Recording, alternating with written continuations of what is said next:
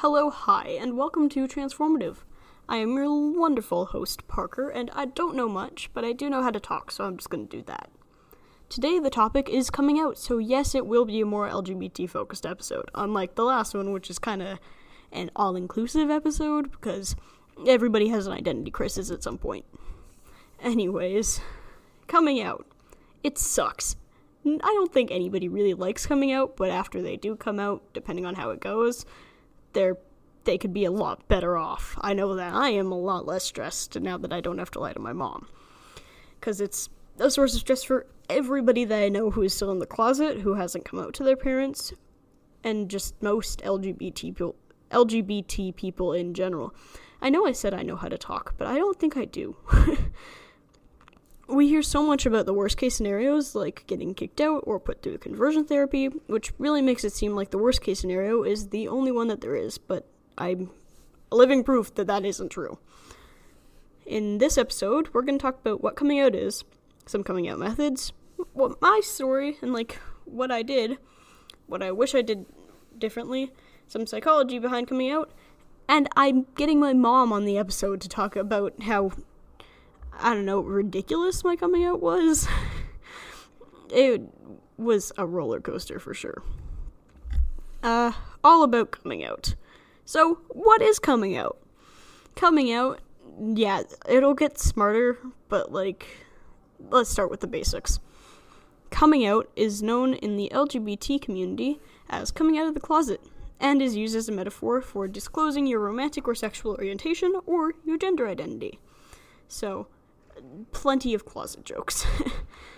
Well, researching for this episode, I actually fell into a bit of a rabbit hole of sorts of researching the origins of coming out, and I think it's super cool, but it doesn't really have anything to do with what it actually is. So I'm gonna talk. I might ramble. Skip ahead like a minute, maybe? And if you want to skip the origins, but I recommend staying because I think it's pretty out there. I also recommend Googling it. So, well, the closet metaphor wasn't actually used until the 1960s, and it originated from the whole, skeletons in the closet idiom, to refer to the fact that back then, if you revealed that you weren't straight, it would damage people's perceptions of you. Because homophobic 1960s, yay! The original phrase coming out was originally used to mean joining into LGBT society, not disclosing your sexual orientation or gender identity, even though back then it was pretty much the same thing. Fun fact, I have a lisp, so words like orientation, if I talk too fast, come out a little, That was just, side note, that part. Anyways, back on with the actual episode stuff, because I can talk for a while if you let me, and this is literally just me sitting in a room with a microphone by myself, which means that I will let me talk for a while. Which I guess is good, because these episodes are supposed to be half an hour long. Alright, different coming out methods. This could go on for a while, but I'm not gonna let it. There are a lot of ways of coming out, and I could probably make an episode just about that, but that's boring, and I don't think many people want to do that, because you could literally Google it and there would be 27 BuzzFeed articles about fun ways to come out. I actually read one of those for research for this episode, and it was released in the fall a couple of years ago, so half of them included pumpkins. And honestly, if you want to come out around Halloween and just carve "I'm gay" into a pumpkin, I am right there with you, but I didn't include that. Please, if you do that, send me a picture. On Twitter at transform_pod_ and on Instagram at Transformative _podcast. Shameless promo. Shameful promo. Anyways, so I did you a favor, because I went through all of those 27 BuzzFeed articles and picked my favorite or some classics, so you are welcome, thank me later. The first up is the very classic and, in my opinion, a little overused, but cake isn't really overused. Everybody loves cake, except for if you don't, in which case, You do you? I don't think we can be friends. First up is the classic making a delicious baked treat, but giving it a rainbow twist, or just simply writing I'm gay, or bi, or trans, or anything else that you are on the top. Which, pretty easy. You could just get a store-bought cake and then write your sexuality, your gender on the top. But, like, where's the fun in that? Make it yourself. Suffer. Another option is to make a scavenger hunt and leave rainbows and a note at the end. Classic twist on the, new twist on the classic leaving just a note. Some classics include recording a video, giving them the link. That's a newer classic.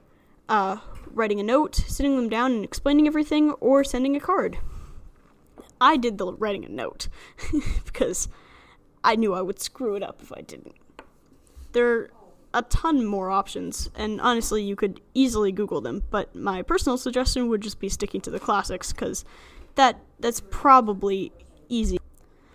Alright, now we're gonna get into psychology, which, not gonna lie, my favorite part, because I'm a science nerd, but might be boring for some people, but also I'm gonna talk because this is my podcast, so, ha.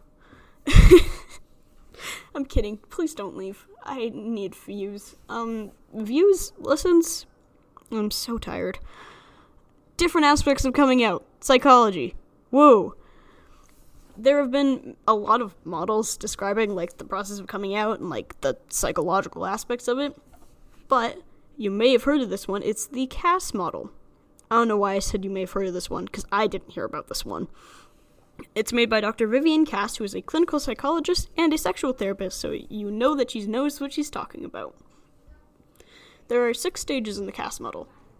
Identity confusion, identity comparison, identity tolerance, identity acceptance, identity pride, and identity synthesis. I don't think I've ever said identity more than when I'm recording any of these episodes. Like, damn. The first stage, identity confusion, is where you start to see that you're different from other people, but you deny your feelings. You know, the classic just, I don't like what's happening, so I'm just gonna shove it deep down and deal with it a couple years down the line. Which I think I do every day, but we won't talk about that. We'll talk about that a couple years down the line. Identity comparison, the second step, is where you start to experiment with labels and compare yourself to others who may be like you. And that's where, like, stereotypes come into play, and that's not fun, where you're like, I don't do this thing, so I must not be this thing. Oh, we love stereotypes. We don't, but we do. Identity tolerance is the stage where you encounter an event or take part in a conversation that helps you break through your denial. Where you're like, oh, this makes a lot of sense. But yeah, so, side story. My identity, like, tolerance moment was in my swimming class. Before I even knew that I was trans. No, I knew I was trans. But I had never had a crush on a girl. Because I'm bi. Yay. But there was this really cute girl in my swimming class. And we would race every time that we had to do our laps. And I was like, oh, okay. So this makes sense. Wasn't, like, the identity tolerance moment doesn't have to be anything, like, exponential. It can literally just be racing behind somebody who you didn't know you had a crush on in your swimming class, or just standing there and seeing somebody, like, attractive or whatever. It doesn't have to be a crush. I don't know why that's all I'm explaining, but yeah, things can happen. Things are fun. Next. Identity acceptance. This is the stage where you finally accept your identity as a part of yourself, and you kind of, like, want to explore your identity, but I would say careful that it doesn't turn into the next stage, which is identity pride, but it's the next stage, so I feel like there's almost no avoiding it. But that is where you start to make your, like, sexual or romantic orientation or your gender identity literally all that you talk about, or all that you are, and make it, like, your primary personality trait, which isn't great, because you're so much more than your sexuality, you're so much more than your gender, so it's not good. Hopefully you don't stay in that stage for long, but I don't think it can be really helped. It might be, but, like, Identity synthesis, the final stage, where you accept your identity as a part of yourself, but you don't let it take over your personality. Whoa, what a concept! It'll take time, but eventually you will be like, yeah, this is just a part of me. Back off, homophobes, because homophobes can back off. None of these are set in stone. These are just, like, psychological predictions from people's experiences. But from my personal experiences, I think they're pretty dang accurate, which I guess can make sense. So, yeah. I didn't spend much on the identity pride stage. I can't actually tell if I'm in identity synthesis or identity pride, because, well, I do talk about my sexuality and gender identity. That's a word. I talk about it, but, like, I'm not obnoxious about it, and it's not my only personality trait. So, yeah, so much fun. It's like the 5 stages of grief, but a lot harder to differentiate. I don't know why I went with that comparison. It wasn't a good comparison. Forget that I'm talking. I mean, I guess that's kind of the point of podcasts, is to just forget that the person is talking in the background. And to give you some background noise, but, like, still kind of listen to them. I don't know. Whatever works. Speaking of whatever works, I need to get better at segues. That's the thing that I'm learning from this podcast, is that I suck at segues. But, yeah, I'm gonna talk about me now. Oh my god. I don't think I've ever talked about me as much as I have in the past, like, 2 episodes. I don't know if that's a good thing or if that's a bad thing, but, like, it's a thing. So, yeah, as I mentioned earlier, I'm bi. So, I have 2 coming out stories. I came out as bi, and then I came out as trans. And it didn't get easier. My mom definitely got more accepting after I'd come out as bi, because she, figured stuff out a little bit more.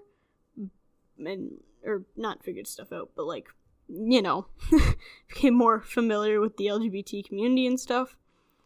Yeah, but it doesn't really get easier, because I came out as trans after I came out as bi, a while after I came out as bi, and I think I was more stressed when I came out as trans, because, it's a little bit of a big deal. So, yeah, woo.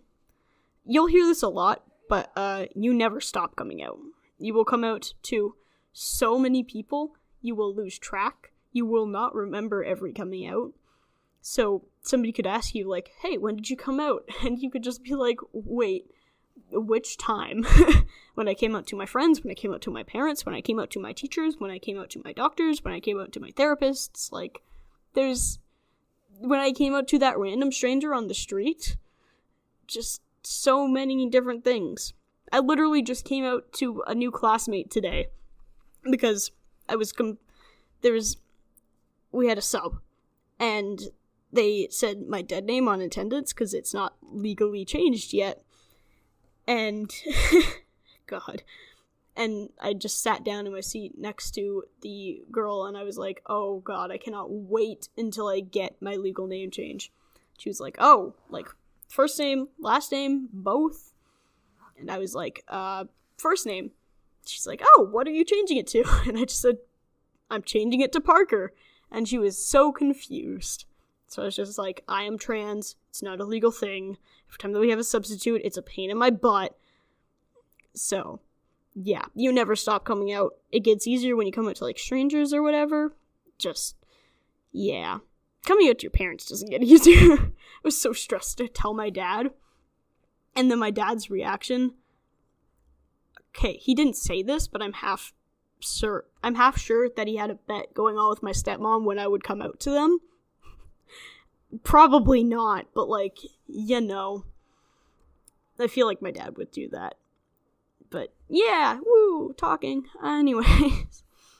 Yeah, coming out in everyday conversation, pretty okay, as long as you know that they're not going to be, like, a dick about it. But coming out to, like, your parents or somebody that you really value and, like, really respect is kind of a big deal. I was so stressed to come out to all of my teachers But, like, now my teachers really don't care. I don't think they really cared to begin with. They were just like, alright, give us your name. Like, we'll do this. I can't even remember how I came out as bi. I think it was in a car. Yeah, it was in a car. And I just did I'm bi, I'm still me, nothing's changed, etc., etc. Nothing wrong with that. That's classic, great. But yeah, not very, like, memorable. My mom took it well, carried on with whatever we were doing. That was, like, 2-3 years ago now. So, I have a horrible memory. And, the fact that it wasn't, like, super memorable didn't really change that. But, yeah, coming out as trans was a lot more recent. I think I came out in October? Don't quote me on that. Might have been November. I think I've been out for 5 months. And it was a lot more emotional. There was a lot more tears. A lot more questions. And then we saw a movie. So it was fine. God, my coming out story is weird, man. It went well, but, like, whew. So I spent about a month, because I like to research. That's why this is, like, great. But I spent about a month, researching stuff to, like, help my mom and writing and rewriting my note. I actually included a list of resources, like books and vlogs and websites, and I think there was a playlist on there with my coming out letters, so then my mom could visit them, and then she could, like, understand me better. And it was whack, but I mean, it helped. Every time we came out to one of my family members, we were just like, Parker made a resource list! Use the resource list! Please! When the day came, because I didn't plan, like, the day.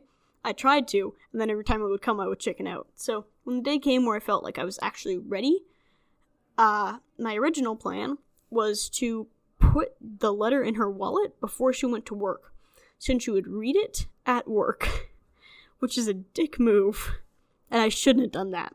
But the good news is that she didn't read it at work, because she always buys a coffee first thing in the morning, so I thought that she would see it as soon as she got to work.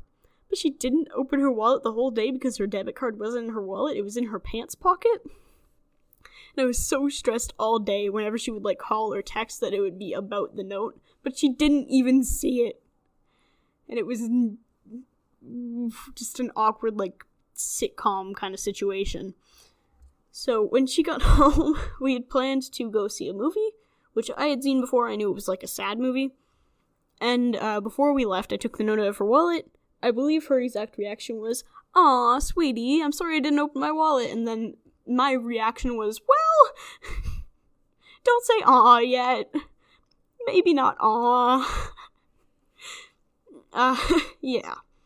So I sat down beside her on the couch, and I gave her the letter, which was a much better plan than putting it in her wallet for her to find out work around all of her coworkers, but you know. She read it, she cried, she asked questions. That was all to be expected. What wasn't expected was her, like, telling me through tears. The name that I had originally chosen was horrible, but, like, I wasn't that attached to it. It was fine. It's just a hilarious story now. But, yeah, we chose one together. We watched the movie. She cried at the movie. I don't think it was because of the movie. And the next morning, I woke up to a text from her that had a list of boys' names that she liked. So I think it went pretty damn well. There's gonna be, like, some transition music soon, because I need to record the questions for my mom later. So, yeah, I'll be back.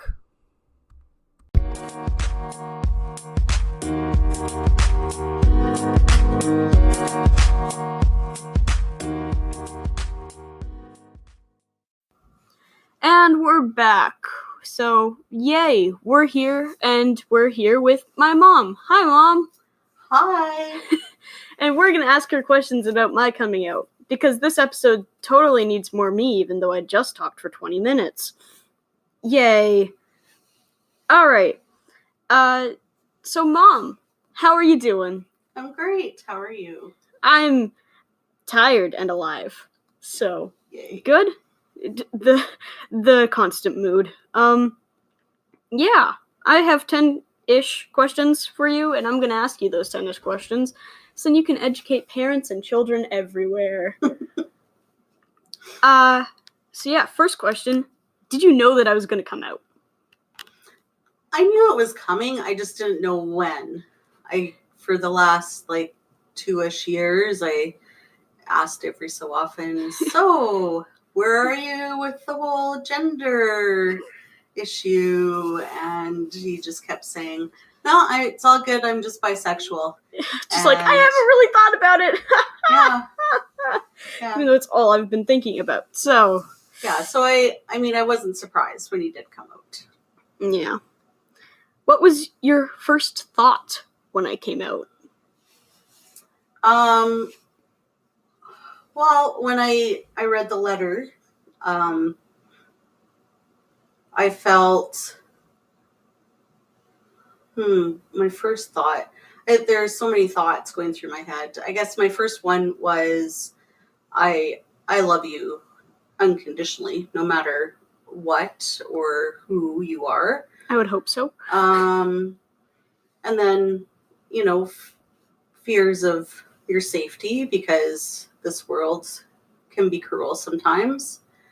And, what this means for you and your future, and how we, can,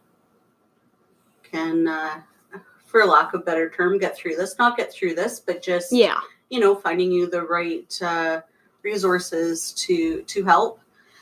And then I guess after that millisecond, after all those went through my head, then your letter was signed, "Love your son, Peter." And I thought, oh no. Yeah. That's not the name you're set on. Through tears. We love that. Yeah. How committed are you to the name Peter? I feel, after reading all the parent forums, I felt bad after, because you're not supposed to. Well, in your defense, Parker's a much better name. It 100% is, yes. Yeah. All right. What did you think about how I came out? You've always been a really thoughtful kid, and you always care about me and my feelings. And you wrote a very well-worded letter, and then you also gave me a list of resources, which I appreciated. You've always put a lot of thought into anything like that, letters, anytime birthdays or other occasions come around, you always put a lot of thought into it, so I appreciated the letter. See, I did the letter because I knew that I would be a bumbling idiot. Yeah. I wouldn't be able to get my point across, but I'm glad that you liked it. I did. I'm glad that it was good for both of us. I wasn't a bumbling idiot. No, I mean, it turned out that you were home when I read the letter, because you were expecting me to read it at work. Thank goodness I didn't open it at work, or I already explained how that was a dick move. Yeah, it would have been a disaster. But it was good. I mean, we were on our way out to a movie, and we sat there silently for an hour and a half, and you cried, and I don't think it was the movie. held hands, and it was all good. All was well. Yeah. How did you talk yourself through my coming out?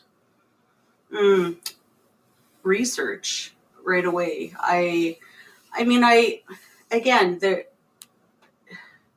Not loving or accepting you was never an option. So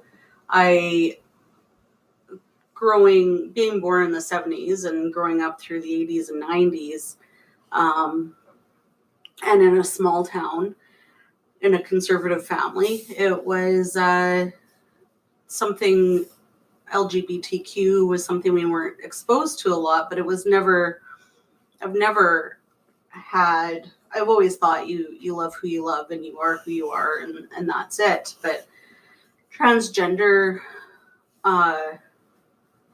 it was just fear of your safety and the world around us, and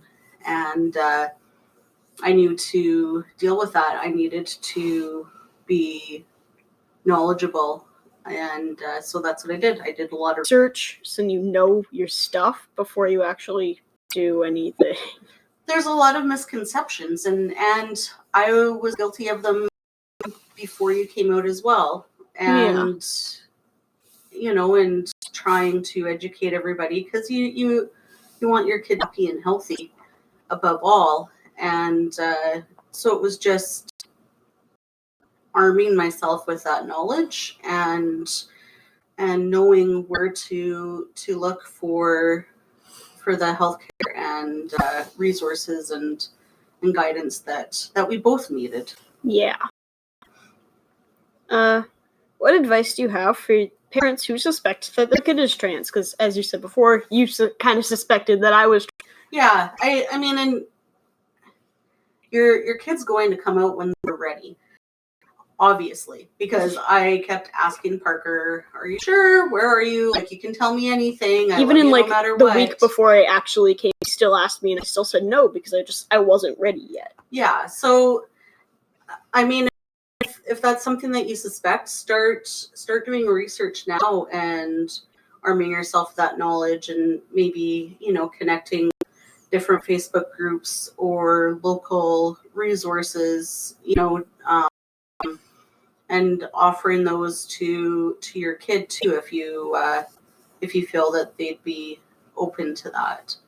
Mm-hmm.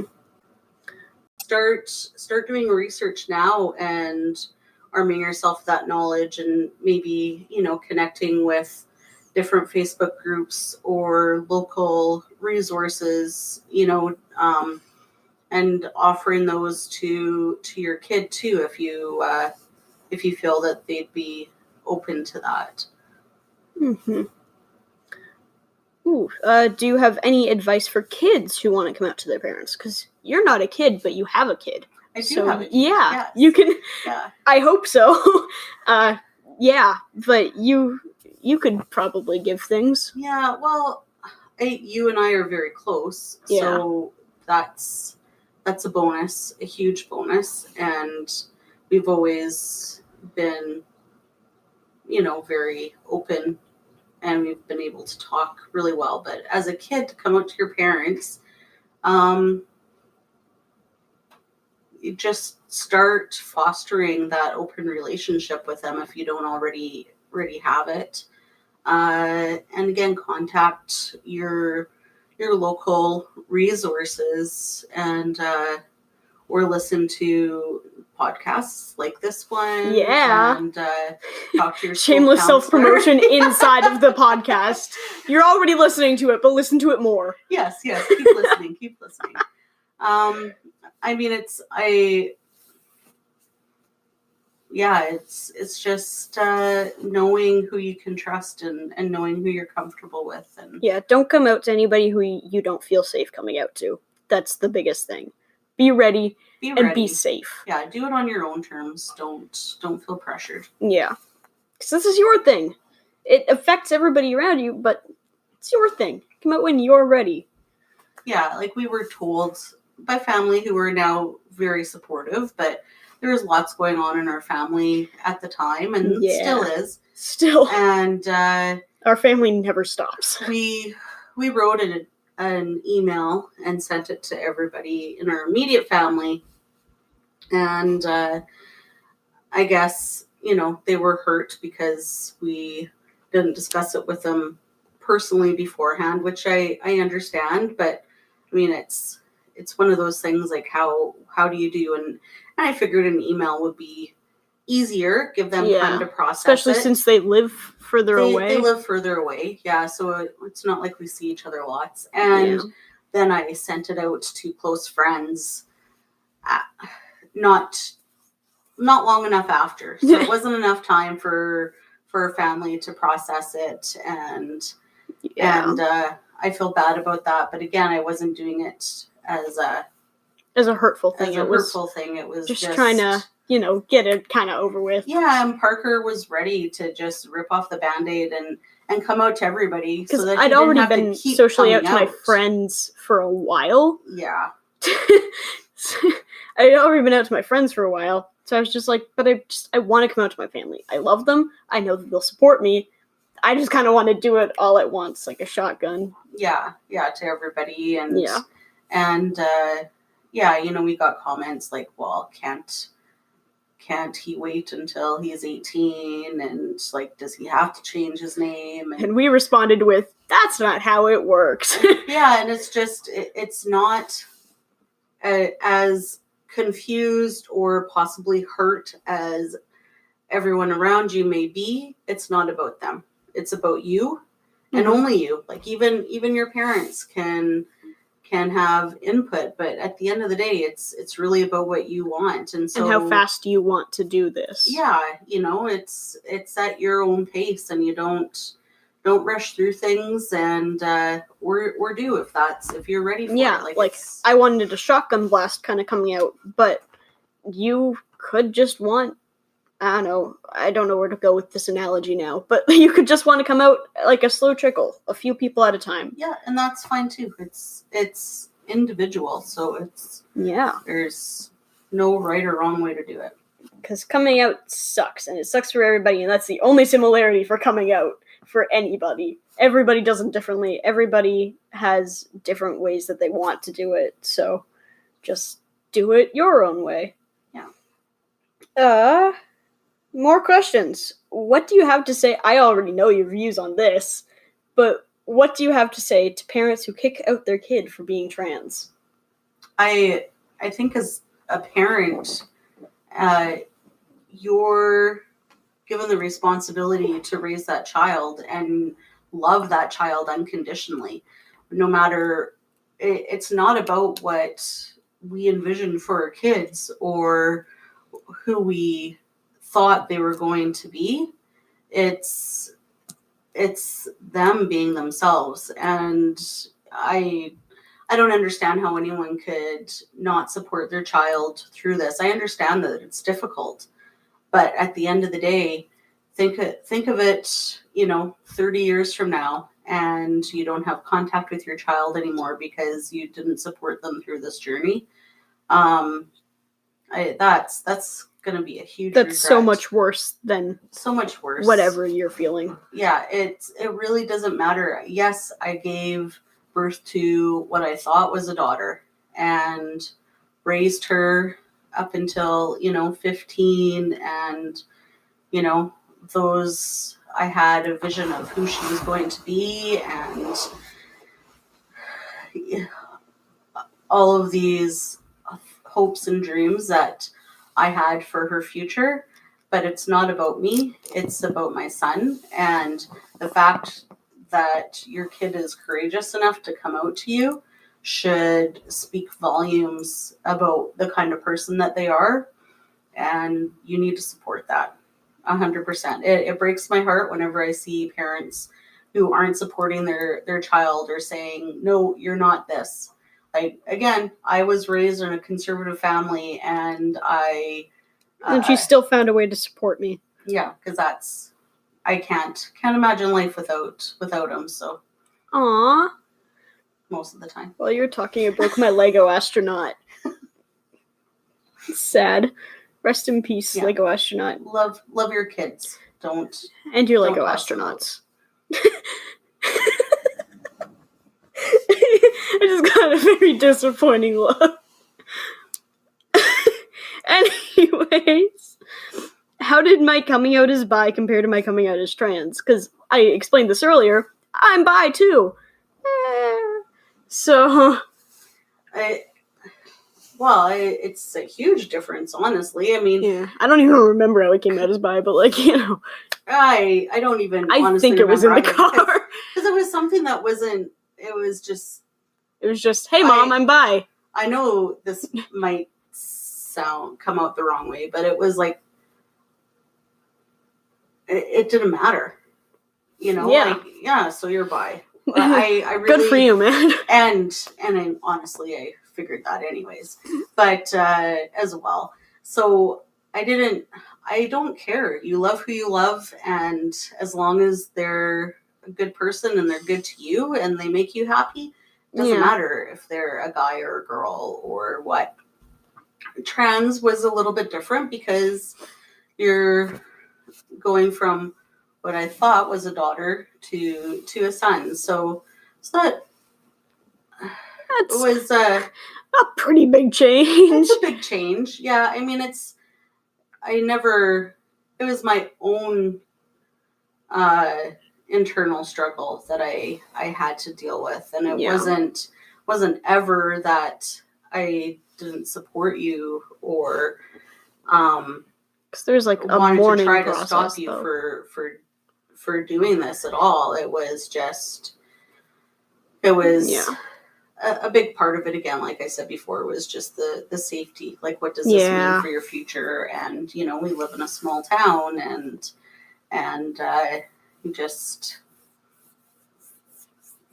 and with a lot of stuff that's going on in the States and trying to stop healthcare for transgender people, and to they have to enlist in the military under their assigned gender at birth, and I'm just so thankful that we live in Canada. Oh yeah. Speaking of the US, how my voice just cracked. Yeah, that's the tea. Testosterone. So many joys. How have your views changed prior to my coming out? I would say I'm definitely still not... You're still a conservative. I'm still a conservative, but I'm nothing wrong with that. I'm a lot more liberal, and I've always supported LGBTQ rights. That's never been an issue for me. Which is why I felt safe to come out to you, because like you've never spoken outwardly against them. You've never been like whenever we watched any queer media, it would just be like, yeah, sweet. Yeah, I just like, you love who you love. I don't understand what the big deal is. Like, it really, really be happy and live your life. But what's happening in the US is horrifying, and they've taken a huge step back, in the terms of human rights, and I definitely will advocate for LGBTQ rights from forever, because it's important, and you have to stand up for others and do what's right. Yay! All right. Well, those are all the questions. So, thanks for being here. Thanks for having me. In our own house on our couch. Yeah. That was my mom. She's awesome. I love her so much.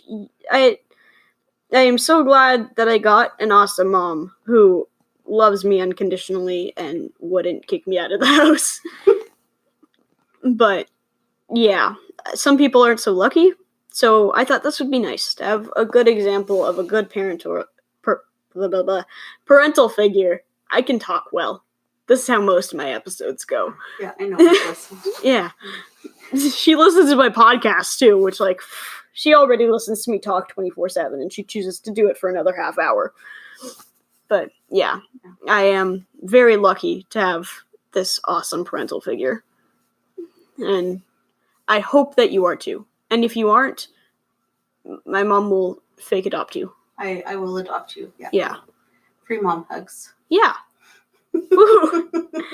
Virtual hugs. Virtual hugs. So we'll return after some transition music. Yay!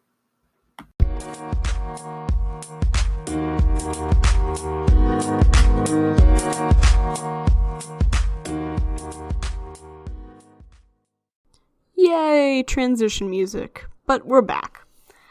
So, after that fun questionnaire with my mother, my lovely, lovely, wonderful mother, I'm gonna go over some stuff that I wish I did differently for my coming out. Because although I am so happy with how it went, and I am so happy that I have such an awesome and loving mom, there are still things that I wish that I didn't do, but I wanted to do better. As I said earlier, I think putting it in her wallet was a dick move, and it probably would have ruined her day at work if she had read it, so I'm glad with the way that I did it. I just wish that I didn't put it in her wallet beforehand. I like that we went to a movie afterwards. I think it broke up some of the awkwardness, softened the blow, but I should have given her the letter before we were seconds away from leaving the house. Like, we had our coats on. It was really... Overall, I'm pretty happy with how I came out. It was a little messy, but it all turned out well, and I'm happy that I did it. Yes, not all coming out stories are great, and it can really suck, but I hope that you take mine as a sign that not everything turns out for the worst. That's all for this episode. Please support this podcast by finding it on Twitter at transform_pod_, because transformative was too many letters, and Instagram at transformative_podcast. Please also remember that you can now find this podcast on plenty of platforms, such as Anchor, Spotify, Google Podcasts, Pocket Casts, Radio Public, and Breaker. I hope that this episode has helped you in some way, or maybe even made you feel more comfortable in your own skin. I have been Parker, and this has been another episode of Transformative, a how-to guide. See you next episode.